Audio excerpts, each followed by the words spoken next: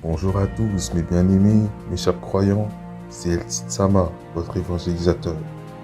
J'espère que vous allez bien. Aujourd'hui, on va parler de Paragus. Et pour cela, on va aller dans le monde de DBZ. Et c'est parti pour la vidéo.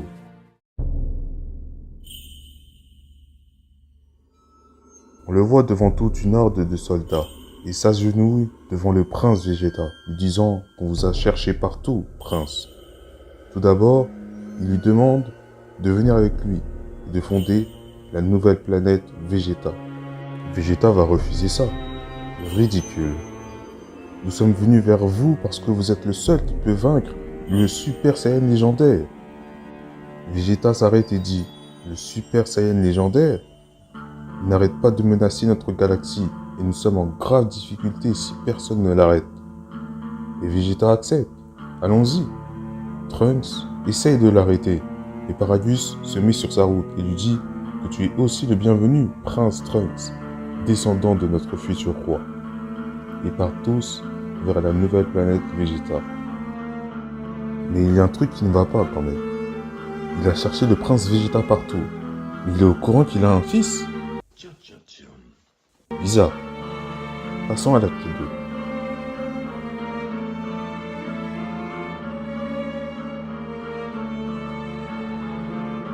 Pendant leur escale vers le palais, Paragus raconte la vie tragique du roi Vegeta.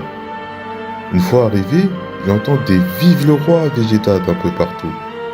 Il continue à avancer et présente son fils, Broly, qui est un Saiyan également. Quelques instants plus tard, il laissera partir le prince Vegeta à la recherche du Super Saiyan légendaire. On l'apercevra plus tard et fit la rencontre de Kakarot. Je veux dire Son Goku, dit Paragus. Il lui répond « Comment tu connais mon nom ?» Il lui répond avec une autre question. « Es-tu le fils de Bardock, c'est ça ?» Son Goku ne répondra pas à la question. Il lui proposera un dîner et justement il avait faim et un peu trop informé de Paragus. Un soir, on le voit en train d'invoquer une comète en ricanant d'un air très maléfique. Ensuite, il vient dire à mort un de ses... je ne sais pas si c'est un disciple ou pas, en faisant le prophète alors qu'il n'est pas prophète, qu'il est libéré de grands troubles d'avenir. Oui, Rabouni, j'irai sur terre pour... Non, c'est pas ce que je voulais dire. Et le tue off-screen. Vegeta revient n'ayant pas trouvé le Super Saiyan légendaire. Paragus implorant au prince Vegeta de patienter. Mais un imprévu surgit juste derrière lui. C'est Broly qui s'énerve sur Son Goku pour une raison qu'on ne connaît pas. Demande à Broly de se retenir. Pendant que Paragus fait un drôle de geste, un autre événement surgit. C'est Tortue Géniale qui veut retourner sur Terre et qu'il a marre de rester sur cette planète.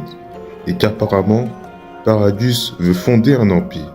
Aucune importance pour Paragus. On le voit assis en train d'enlever un équipement suite à la demande de ce génie. Et quelque chose réagit. Le génie lui dit d'y aller doucement. Il voit les résultats et que tout est bon.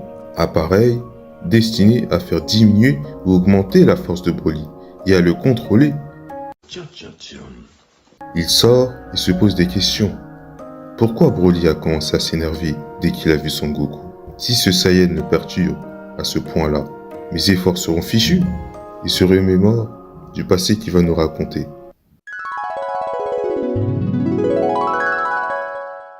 Et Broly n'était pas un rigolo à l'époque. Paragus essaie de l'arrêter, mais regardez ce visage. Ce n'est pas un enfant normal. Et quelques années plus tard, on le voit tentant de le stopper. Il se prend un revers de la main.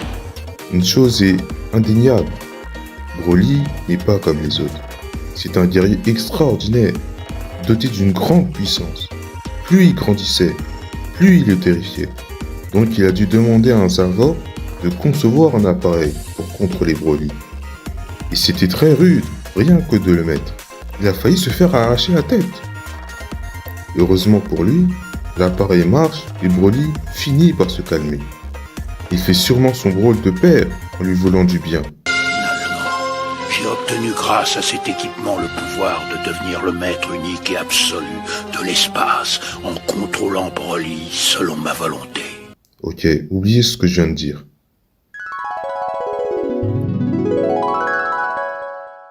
On le revoit toujours avec ses pensées et conclut que la cause du changement, c'est dû à la rencontre de Son Goku. Quelle ironie du destin, vu qu'ils sont nés le même jour, côte à côte. Il faut que je le contrôle, sinon il va détruire tout l'univers. C'est pas le fils de Badak qui va anéantir toute ma vie. Un soir, Paragus se réveille et sort immédiatement. Broly est en train de péter un câble. Il arrive où se trouve Broly et ordonne de s'arrêter. Et finira par s'arrêter. Ils partiront rentrer à la maison. Nous sommes le lendemain.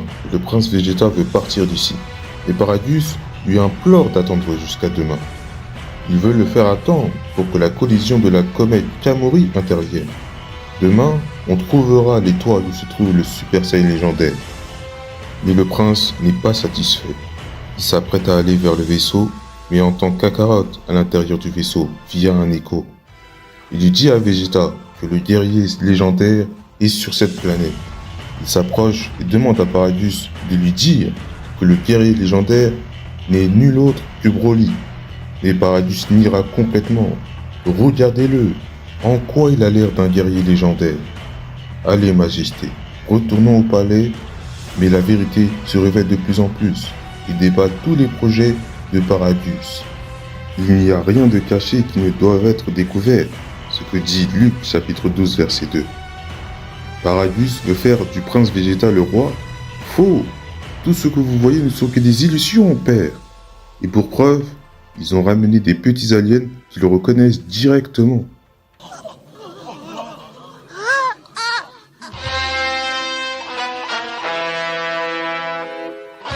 C'est cet homme, c'est lui, je le reconnais, c'est lui qui a détruit la planète. Alors c'est vrai, dit le prince. Et Paragus ne cherchera plus à mentir. Il nous dit quel est son objectif. La planète Terre, pour fonder un empire, a construit le palais pour attirer le prince ici, et évidemment le faire roi n'est qu'un mensonge. Et que la comète s'abatte sur cette planète, en faisant une collision pour le faire disparaître. Comme ça, il n'aura plus d'ennemis, il pourra dominer la galaxie Est, Ouest et Nord, en s'installant sur Terre. Quel projet machiavélique! Et le Super Saiyan légendaire n'est qu'autre que Broly.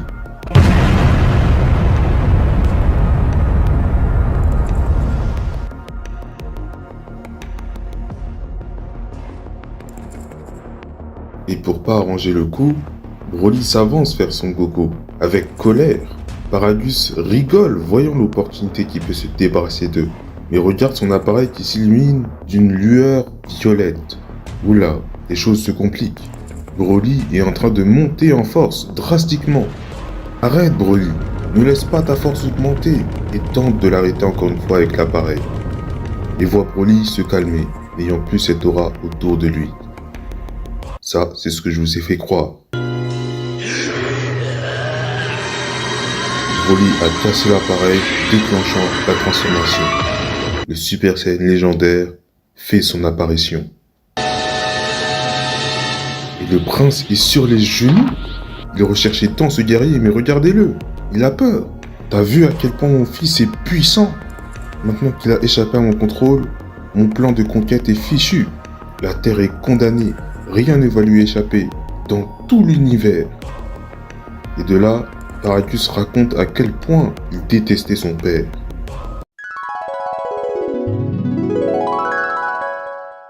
On voit Paragus courir en direction du palais, demandant au roi Vegeta que Broly pourra aider le prince à devenir un grand combattant. Mais tout ce que voulait le roi Vegeta, c'est qu'il disparaisse de sa vue, car d'après Paragus, Broly était une menace sur la succession du trône. Se débarrassant d'eux, dans une planète exilée, proche d'une collision, c'était la mort assurée. Mais c'est là que Broly bébé sauvera Paragus, et que ce dernier est choqué de ce qu'il voit. Et ils finiront par survivre grâce à une bulle de protection que Broly a créée inconsciemment.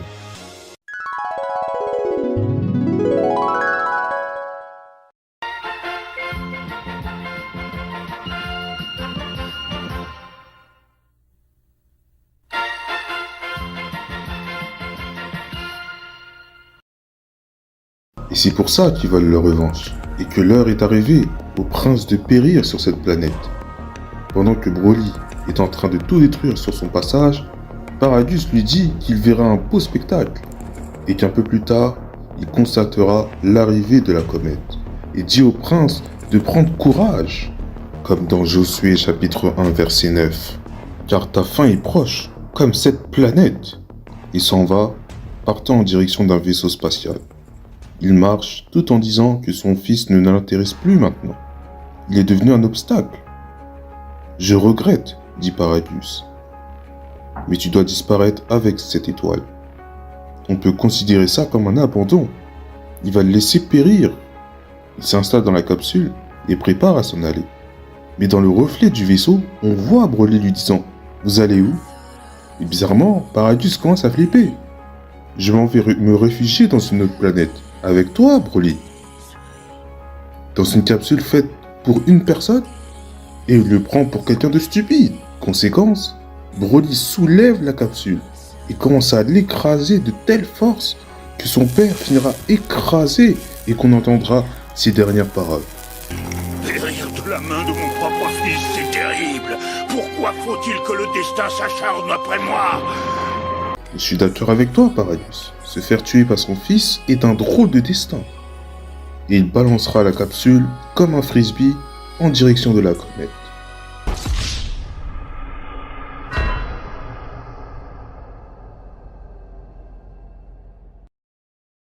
Voilà la vie de Paradius.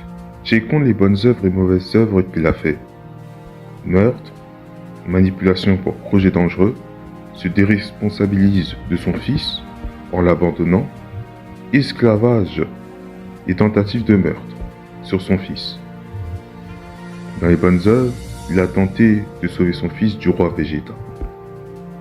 Alors, est-ce que Paradius doit aller en enfer ou pas?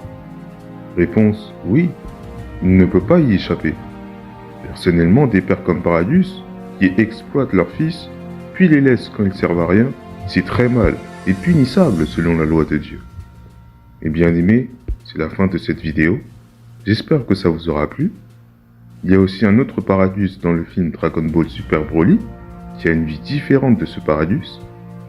Si vous voulez que j'en parle, mettez 4 likes dans cette vidéo, et je vous en parle. C'était El Cid Sama, votre évangélisateur. Que Dieu vous bénisse.